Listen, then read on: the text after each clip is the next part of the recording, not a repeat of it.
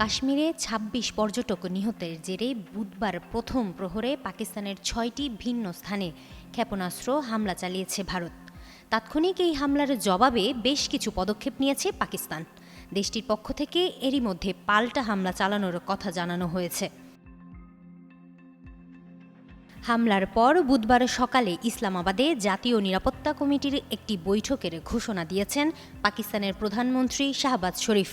এদিকে পাকিস্তানের নিরাপত্তা সূত্র জানিয়েছে, পাকিস্তান নিয়ন্ত্রিত ভূখণ্ডে ভারতীয় হামলার প্রতিশোধ হিসেবে তারা ভারতের অন্তত ৫টি যুদ্ধবিমান ভূপাতিত করেছে।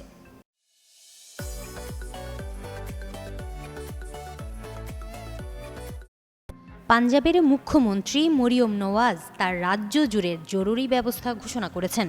পাঞ্জাব পুলিশ সহ সমস্ত নিরাপত্তা সংস্থাকে উচ্চ সতর্কতায় রেখেছেন।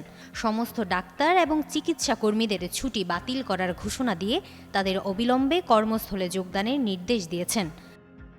দেশটির প্রতিরক্ষা মন্ত্রী খাজা আসিফ জানিয়েছেন, পাকিস্তান সক্রিয়ভাবে আগ্রাসনের জবাব দিচ্ছে।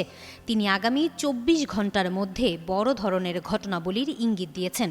এতে শঙ্কা করা হচ্ছে বড় ধরনের যুদ্ধে জড়িয়ে পড়তে পারে চিরবৈরী এই দুই দেশ। হিমাতুল জান্নাত, যুগান্তর নিউজ।